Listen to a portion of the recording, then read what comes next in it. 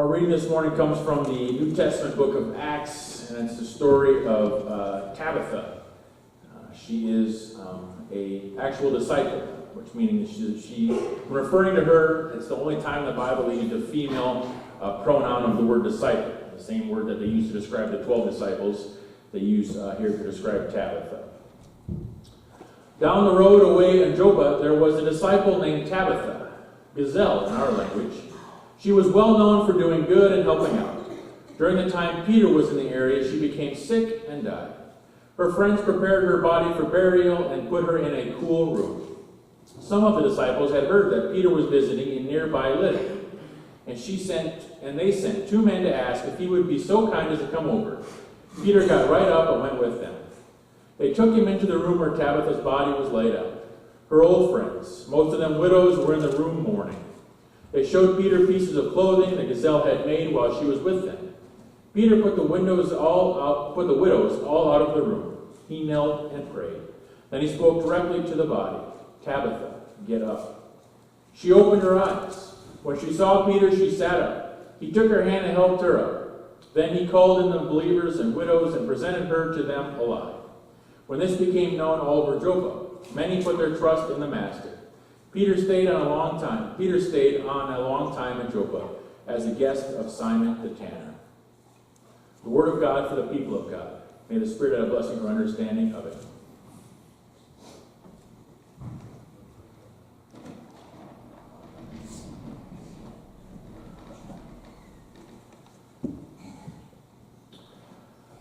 So I was talking to Tracy the other night, and I told her, I said, this is one of those weeks where I just couldn't come up with something for a sermon.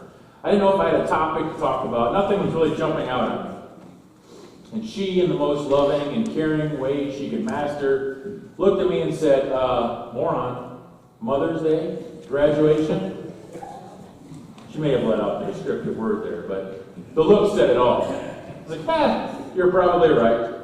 I'll go with one of the obvious ones. Once again, she proves that she's much smarter than I am.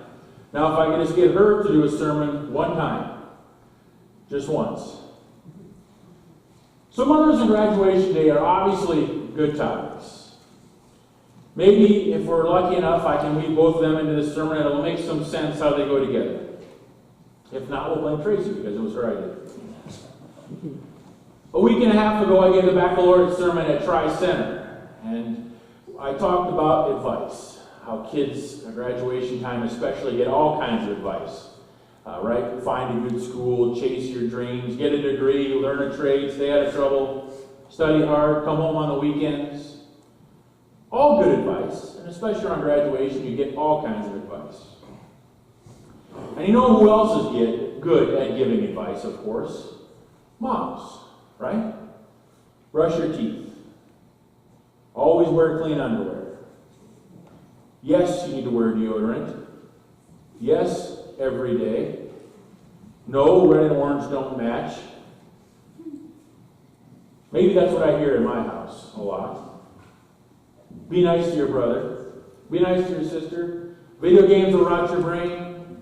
Whatever, right? Mothers have great advice. And we all like to give advice. Especially if we think we're an expert in a field, and when we're more than willing to share what we think we know. But we aren't always so good at taking advice. Think back to when you were younger.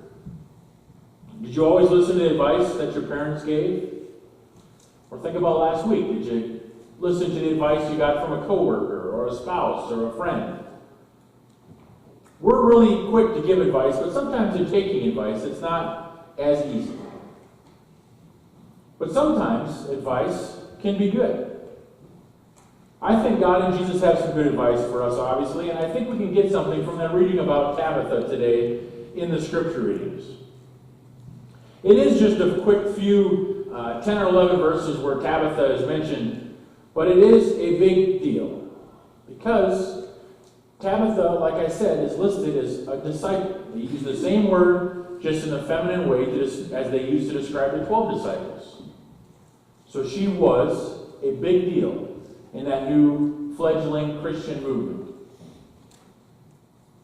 So we're going to learn a little bit more about her. We get another question, or something else that happens around graduation time. And I'm sure if you're a senior, you are sick of this question. What are you doing next, right? What are you going to do with your life? I just went to a couple graduation parties last night, and that's the question you always ask, right? So what's the next step? I hate to break it to you. Even if you have a plan for the next 60 or 70 years of your life, you may never stop asking yourself a variation of that question. Maybe the question isn't, what are you doing next? But you might ask yourself, what's your purpose in life? It's a good question to ask, no matter what stage of life we're in. We get up every morning to do what? Exactly. Our bladders get us up every morning, right? I was talking to a gentleman yesterday about retirement. He goes, I need something else to do in life when I get up in the morning rather than just to obey my bladder, he said. Well, why do we get up each morning? What is our purpose in life? Maybe it's to go to school. Maybe it's to go to work. Maybe it's to go visit the grandkids. Maybe it's just to get up and enjoy another day. But what is our purpose? Is our purpose to make a lot of money? Is it to be rich and famous? Is it to make a mark on the whole world? And if we don't, are we a failure? Is our life meaningless?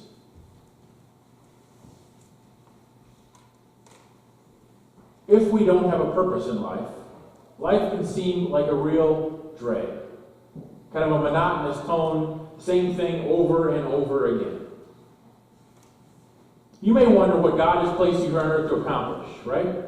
Do I have to grow up and have a family? Do I need to have a great job? Do I need to be rich and famous? Do I need to be a missionary in a foreign country? Do I need to go off and be a monk? Wouldn't it be nice when we turned 18, God gave us a letter and told us, here's what you're going to do with your life?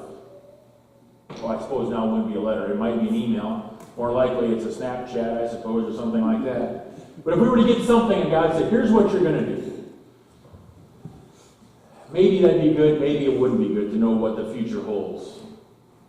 But there's an example here in Tabitha that tells us that our purpose is to serve. Tabitha lived in the Israelite city of Joppa. She's described as a disciple who was always doing good and helping the poor. What she did was she sewed clothes for other people. She made quite an impression on all the people because when she died, all the people that she had sewed clothes for had came to visit her. Tabitha's service was important enough that the disciple Peter came to visit. More than that, he came and raised her from the dead, right? At first glance, we wouldn't think of Tabitha's work to really be included in the Bible, right? She made clothes for people. That's not a great profession, right? I mean, it's a noble one. It's a needed profession, but to include that in the Bible? Of course, being raised from the dead by Peter is what gets the story in the Bible, probably, but the writer doesn't leave out that part about Joppa or about Tabitha being a tailor or a clothes maker. They leave that detail in not by accident, but to say that she was in service to God. She took what she could do and she helped others with it. That's what's startling about Tabitha's service. It didn't seem to amount to much, really. She sewed clothes. She didn't work to end hunger in the city. She didn't give all her money or possessions to the poor. She didn't survive a harrowing missionary experience. She wasn't a recovering drug addict who found Jesus and now leads other drug addicts to Jesus. She sewed clothes. She had a talent. She shared it with those in her community. And look at the amount of lives that she touched. Who knows the impact she had with that simple act of generosity? Now, many of us probably aren't going to do something worthy of winning a Nobel Prize or having an award, a giant award given to us. But we all have gifts and talents. Maybe it's sewing. Maybe it's encouraging. Maybe it's cooking. Maybe it's organizing, leadership, fixing things. What is our gift? What is our talent? How can we use it to serve others? That is how we learn to serve That is how we learn the purpose for our lives. But it was easier for Tabitha to serve others than us, right? I mean, look how appreciative everyone was of her efforts. I'd serve more people if people were more appreciative of what I did. Ever entertained that thought? Ever pull back from helping others because you never get a word of thanks for them? Ever not serve or share with them because you're not sure if they deserve it?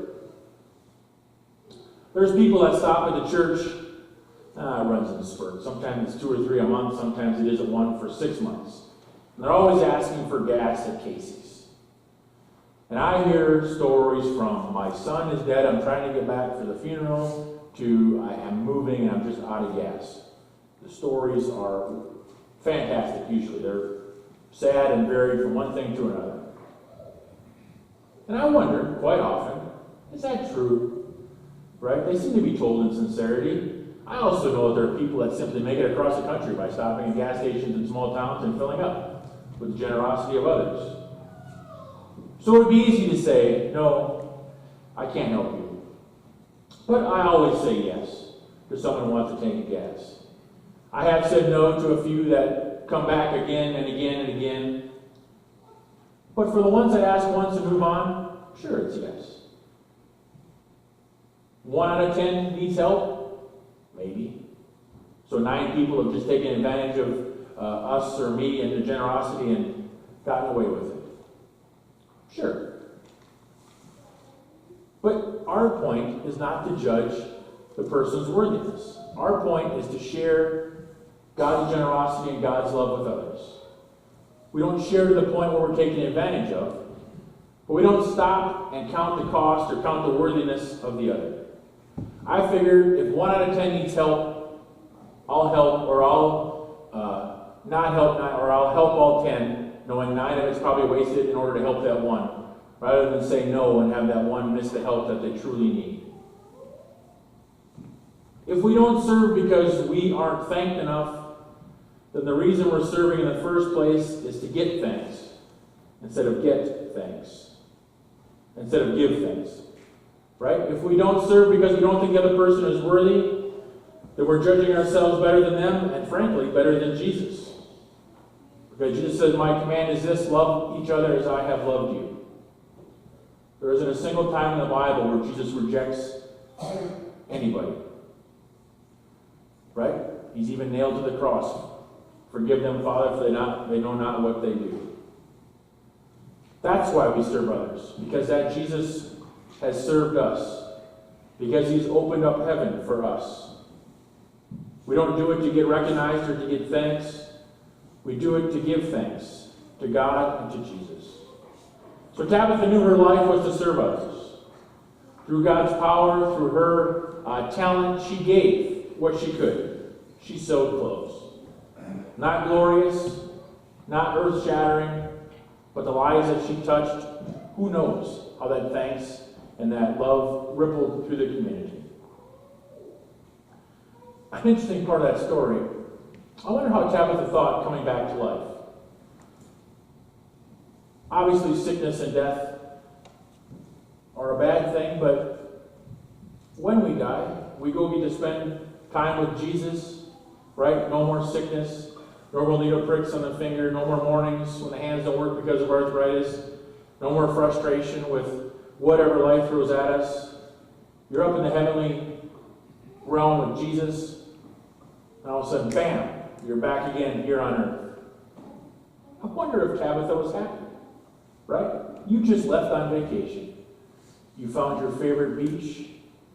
You're settled in the sand in your favorite chair. The waiter or waitress has just brought you the drink that you're going to take a sip of, and your boss calls and I need you at work tomorrow.